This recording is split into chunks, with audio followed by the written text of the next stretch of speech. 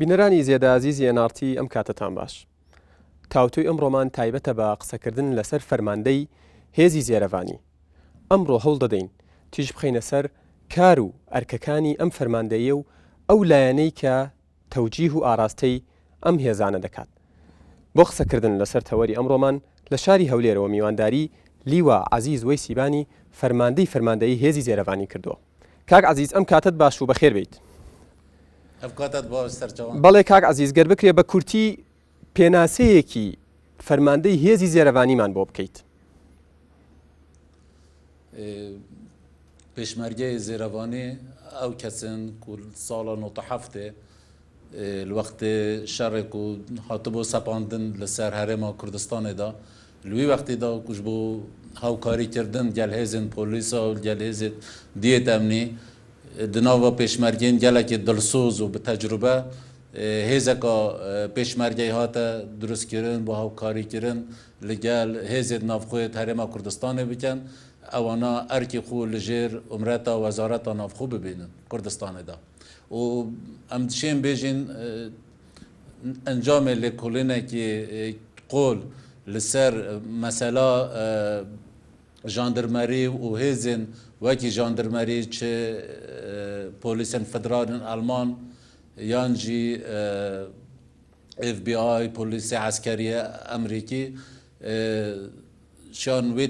tecrübê istîntacekê jê bikin li gor şert û zirofê Kurdistanê da zêrevanî bête amadekirin. Li gelek welata ev şêwe belê. بەڵێ ئەرکی هێزەکانی ئێوە چییە کاک عەزیز؟ هەموو ئەو کارên ku ji derveyî selahiyatê polîs û asayîşa zêrevanî pê radbîtin. Yani ew karên ku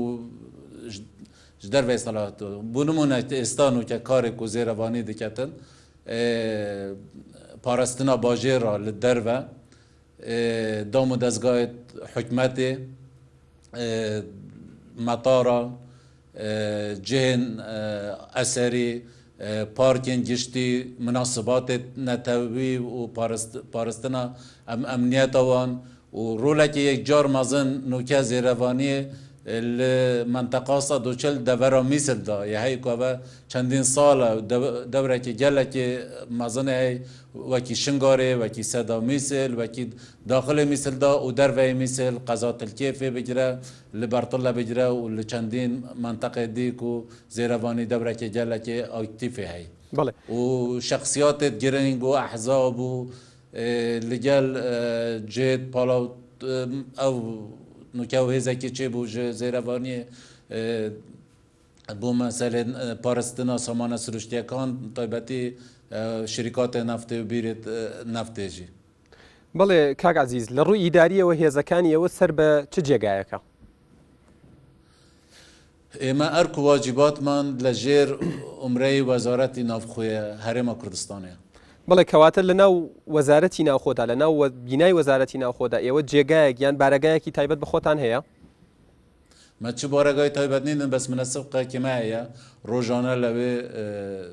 levê ye û her êşekman hebîtin û peywendiyekî rastevxû jî li gel Wezîrê Navxwe Herêma Kurdistanê man heye. بەڵێ کەواتە ڕێنمایی و تەوجیهاتیش تەنها لە وەزارەتی ناوخۆ وەردەگرنەوە. هەموو ڕێنمایی و تەوجیهاتی خۆمان لە وەزارەتی ناوخۆی هەرێما کوردستان وەردەگرین. لیوا عەزیز وەیسی تۆ وەڵامت چییە بۆ ئەو دەنگۆیانەی کە باس لەوە دەکەن کە ئێوە سەر بە حیزبێکن نەک سەر بە حکوومەت بن وەڵامتان چییە ئێوە؟ ئێمە هێزێکی حکوومینە خەلکێکین ئەگەر لە منتەقەیەکی وەختەی خۆداژی دەسەڵاتە پارتی لێبیتن تشتێکی تەبیعی بووە بەس ئەو خەلکێک و نوکەل وێرێ ئەگەر پارتی بیت یان ئەیکەتی بیت یان گۆڕان بیت یان کۆمەڵە بیت یان هەر حیزبێکادی بیتن ئەوانە هەمویان کارێ خۆ لە ژێر عومرەتە وەزارەتە ناوخۆی هەرێما کوردستانê dikin û bi hemî şikilan ممارسە حیزبی di nav zêrevaniyê da qedeğeye. çên vê bêjim. بەڵێ کاک عەزیز کەواتە تۆ دەڵێیت کە هێزەکانتان بڵێن هێزێکی حکوومین و حزبینین بڵین کادرەکانتان سەربازەکانتان پۆلیسەکانتان هەمویان سەر بە پارتی دیموکراتی کوردستانن لە ڕووی ئینتیمای حزبیەوە لە دەرەوەی ئیشی بڵێن زێرەڤانی یاخود حزبەکانی تر و بیر و بۆچوونی تریشی تێدایە ئەوانە ئازادن یعنی چ بیر و بۆچوونێکی هەبێتن ئەما داخلی زێرەوانیت ناو زێرەوانیەدا حەقی ممارسەکردنا حیزبی نییە لازمە ئەو بیت بەلە شلێکی تابعی یعنی نوکە هەمویان ئان زۆربەیان پارتینە بەڵام gelek خەلکی me heye mesela ئەوانەی لەگەل شویانە لەگەل براکانی me شوینە لەگەل برای کۆمەڵە گرتوکە کیژە مەقەر gelek شخصیات پارێزگاران نوزانم gelek تەنزیماتێ دی حیزبێ دی شلای زێرەوانیە vەتێنە پارستن و خەلکێک هەیە و لە لای منە ئەوانە کەواتە کاک عەزیز تۆ ئەوە ڕەت دەکەیتەوە کە ئێوە لێپێچینەوە یاخود تحقیق لەو کەسانە بکەن کە لای ئێوە وەردەگیرن ئەگەر سەر بە پارتی دیموکراتی کوردستان نەبن وەردەگیرێن کێشەیەکیان بۆ دروست نابێت به هیچ شێوەیە چ پەیوەندیامە بۆ وەرگرتنێ لەگەل پارتی نینە ئەو کەسێک و تێتە لایمە ونزانن ئێستا بڕیارێکی گشتیژ هەیە دەستگای حیزبی نایە تەقەبیلکردن بۆ کەسێک ئەگەر لە هەر جێگایەکی هەر دەم و دەستگایەکی حکوومەتێ بێتە وەرگرتن زێرەوانیژی یەکیشوان مؤسساتی حکومیە لە هەرێمە کوردستانێدا ئەو کەسێک و تێتە وەرگرتن پێویستە لە هەر دەستگایەکی ئەمنی ئێمە تحقیقا هەویەوی بکەین ئەف کەسە کەسێکی مخلصە خراپ نییە سابقەیەکی نەڕاست نییە داواکاری محکەمە نییە چونکە ئێمە حەقمانە ئێمە خەلکێکی خاوێن بینین چونکە ئەمنیەتی ملەتێک لە ستۆی مەدایە بەڵێ کاک عەزیز لە کاتی ڕووداوەکانی هەفتەی شوبات و ڕۆژانی دواتر لە شاری سلێمانی بینیمان کە لیوایەکی هێزی زێرەڤانی بەرەو سلێمانی حرەکەی کرد ئەم حرەکەکردنە ئەم جوڵانە بە فەرمانی کێ بوو ئەو جۆڵانەوەیەک و چێ بوو ڕاستەوخۆ ئێمە تەوجیهاتمان لە وەزیری ناوخۆی هەرێمی کوردستان وەرگرت وەکو زێرەڤانی بەڵام جەنابیان تەوجیهات لە کێ وەرگرت تەنسیقی لەگەل کێ کردی ئەوە بووی دەمێنێت بەڵام ئێمە لە ژێر فەرمانی وەزیری ناوخۆمان ئیشمان کرد بەڵام کاتی هاتوونە سلێمانی یەکسەر بڕیاریان هاتەدان ئێمە لە ژێر فەرمانی بەڕێز وەزیری پێشمەرگە دەمێنین لە ژێر عومرەی ئەو ئیش دەکەین تاکو لە سلێمانینە تەنیا وەختێ لە سلێمانی بوون ئێمە تەوجیهات و تعلیمات و فەرمانی خۆمان لە بەڕێز وەزیری پێشمەرگە بەڕێز شێخ جەعفەرمان وەردەگرت بەڵێ کاک عەزیز ئەگەر فەرمانتان لە بڵین وەزیری ناوخۆ وەرگرتی بێت یاخود لەلایەن بڵین لەلایەن وەزیری پێشمەرگەوە تەوجیه کرابێتن لە ناو شاری سلێمانی هەردوو وەزیرەکە سەر بە کابینەکەی بڵین سەرۆکی حکوومەتی هەرێمی کوردستانن بەڵام دەوترێت کە سەرۆکی حکوومەت ئەو کاتە ئاگای لێبووە کە هێزەکان گەشتونەتە ناو شاری سلێمانی من ئاگادار نینم ئەس نازانم ئەو تەفاسیلە ئەبێ ئەو پرسیارە جەنابی وەزیری ناوخۆ بدات چونکە ئێمە فەرمان لە وەزیری ناوخۆمان وەرگرت بەڵام کاتی هاتنەوێرێ وەزیری ناوخۆ ئەمر بە ئێمە کرد ئێمە لە ژێر عومرەی وەزیری پێشمەرگە دەمێنین بڵێ کاک عەزیز و بزانین ئێمە بەس من دەوێت ئەو شتەش ڕاست بکەمە ببوورە بۆ بینەرەکان ئێمە داخلی سلێمانی نەبووین ئێمە لە دەرەوەی سلێمانی لە دەوەری پیرەمەجروومان پێش ینی سلێمانی ئێمەمان و دواییژی هەندێک لەبەر جێگا ئێمە ڕۆیشتینە منتەقەی دارسەلام لەوێ جێگا بۆمان کردەوە ئەو ڕۆژانەی ئێمە لەوێ بوون و ملەتی سلێمانی شاهدە ئەو منتەقەی ئێمە لێبوونە کە وەختە زێرەوانی چه خزمەتێکی بوو پێشکەشی ئەو خەلکەی کرد کەواتە ئێوە ڕەتی دەکەنەوە کاک عەزیز کەواتە ئێوە ڕەتی دەکەنەوە کە بۆ پاراستنی بارەگەکانی پارتی دیموکراتی کوردستان هاتبێتن بۆ سلێمانی ئێمە هاتبوون ئەو وەزعەیەک و لە سلێمانی هەبوو ئەو وەختە زڕۆفێکی تارێ لە سلێمانی دروست بوو کەسێکی پێڕازی نەبوو حتا خۆدی براکانی گۆڕانیش تەسریحاتی بەڕێز نەوشێروان لە بیرمە وەختێک گوتی ئەوە ئاژاوەیەکە ئەو وەختە واتەزانین و پۆلیس و ئاسایش و پێشمەرگەی ئەوانەی لە سلێمانیانە ناتوانن ئیشی خۆیان بە تەواوی بکەن بتوانن کۆنتترۆلی سلێمانی بکەن بەڵام حتا ئێمە هاتوونە ئێرە ئەوانە یعادەی تەنزیم خوا کرد ئێوانە توانی ئەو کۆنتترۆلی وەزعەکە بکەن لەبەر ئەوە بڕیار هاتەدان ئێمە تەنێ چاوەڕێ بین ئەگەر شتێکی خراب چه بو دربای کنترل بو اما دوای مداخله دکن توجیهاتك بمعناها تداخل بکن چون که وضعك اوانا کنترل کرو کات ایشان به اما نبو فرمان که دان اما بگرینه. بەڵێ کاک عزیز گەر قسە لەسەر لیواکانتان و ژمارەی سەربازیان پێشمەرگەکانتان بکەن ئێوە ژمارەتان دەگاتە چەندێک و لە چەند لیوا پێکاتون؟ ئێمە هێزیکین لێرە من بە تەفاسیل ئەو ئەرقامە نادەمە جەنابەت بەڵام لە شنگار ئێمە لێینە لە منتەقەی دووری ترین دەڤەری کوردستان لە مووسڵێ لێینە لا حتى ديتا لا حاجي مراش اما لو منطقينا قوات ما هاوكاري لجال حكومات دكتن هر جگای املی بونا اما هاوکاری پارزگار دکن هاوکاری قایم مقامکان دکن هاوکاری مدیر نحیکان دکن هاوكاري أولنا مثلا حتى مسائل التجاوزات لسر عرض حكومات أواني كو بوليسيان بينا كريتن إما بيكا وهاوكاري لجل يكتر دا بو شرعيات وبو قانون بو باراستني قانون إما هاوكاري يكترين وتهاوكاري يكتريشن بەڵێ کاک عزیز بەرپرسی ڕاگەیاندنی هێزی زێرەڤانی لە لێدوانێکیدا دەڵێت کە لە چاوەڕوانی ئەوەدا ناوی هێزی زێرەڤانی بۆ پۆلیسی فیدراڵ بگۆڕێت لەلایەن بڵین حکوومەتی ناوەندەوە ئەم ئیش و کار و ڕێکارە گەشتۆتە کوێ ئێستا؟ احتمالات ناواکە غەلەت بیتن دەکی ڕاستیەکە ئەوەیە ئێستا فرقەی شەش لە پۆلیسی فدرال لە زێرەڤانی و بەرگری دروست دەکرێتن لە 2008 بە تاوکو ئێستا اتفاقيك لبين وزارة نوقو وزارة نوقو العراق ووزارة وقوات أمريكية هي بو دروس كردني فرقي شاشي بوليسي فدرال فرقي شاشي هذا كان زيرباني وهذا كان برجري بيدتن استا ببيانوي أويك وزير نوقو نيا تاكو استا أمبرياركا نجاشت واري جيبجي كردن چاوەڕێی ئەوە دەکرێتن کو وەزیری ناوخۆی عێراق بێتە دامەزراندن دوای ئەو بڕیارە بێتە جێبەجێکردن. کاک عزیزیەوە لە ڕووی مەسلەکەوە سەر بە پۆلیسن لە ڕووی مەسلەکەوە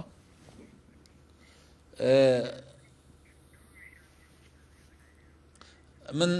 دەتوانێت پرسیارەکە بەڵێ کاک عزیز مەبەستی من ئەوەیە لە ڕووی مەسلەکەوە ئەگەر بتوانێت پرسیارەکە دووبارە بکەی باش بە چاوان بە چاوان ئێوە لە ڕووی مەسلەکەوە سەر بە پۆلیسن ئێمە سەر بە پۆلیس نینن سەر بە وەزارەتی ناوخۆی هەرێمی کوردستانین ئێمە هێزێکی لەشکەرینە بەڵام تەوزیف کراوین لە ژێر ئومرەی وەزارەتی ناوخۆ کەواتە ممکنە ئێوە خاوەنی هێزێکی گەورە و چەکی قورسیش بن ئەمە شتێکی ممکنە بەنسبەت هێزەکانی ئێوەوە ئەو چەکی شەرعیە یەک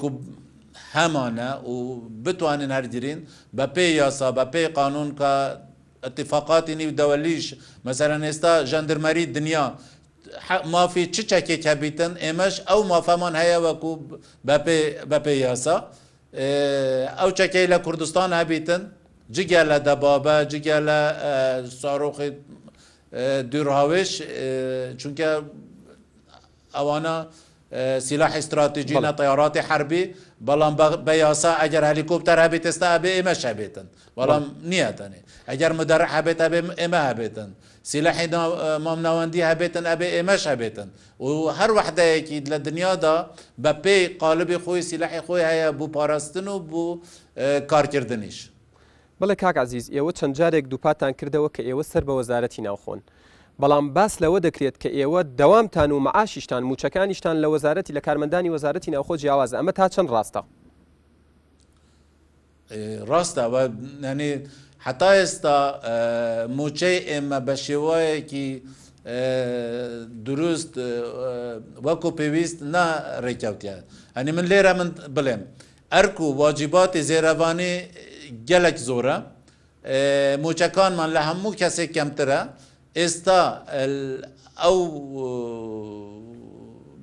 بودجەی ساڵی تازە ئەگەر موافقەت لەسەر بێتە کردن و بزانم بە پێی ئەو پێزانینە ئێمەش موچەکانمان بە پێی یاسایەک ڕێی دەکەون و باشیش دەبن.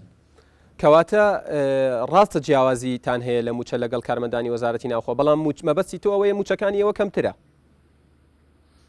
بەێ من نازانم موچەکانی ئەوان چوونە، بەڵام بەپێی هەموو معلوماتێک موچەکانی ئێمە لەوانە کەمترێنی لە پۆلیس کەمترە، لە ئاسایش کەمترە، لە حتا ئێستا لە پێشمەرگەش ئەو قووەتەکانی تازە دروستکراون لەوانیش کەمترە. بەڵێ کاک عەزیز وارکەکانیشمان زیادە. بەڵێ کاک عەزیز گەر بکرێ ئەوم بۆ ڕوون بکەیتەوە تەرفیع بەرزکردنەوەی پلەی سەربازی لای ئێوە بە چ شێواز و ستایلێک دەڕوات؟ ئێمە حتا ئێستا لەسەر ستایلی لەشکرینە نەی وەزارەتی ناوخۆنە، نازانمانی دوای ئەو بڕیارە ئەوەندێکی یاسایی تازە دەربچن ئەو بوو مستەقبەلدا دەمێنێتن، بەڵام ئێستا چونکە ئێمە قووەتێکی عسکەرینە، سیستەمێکی عسکەریمان هەیە، ئەفسەری پۆلیس لە لای ئێمە نینن، کەسێن لای ئێمە هەمویان عسکەرن، بۆ ئەوە حتا ئێستا هەموو ئەو گۆڕانکاریەکان بوو پلە بەرزکردن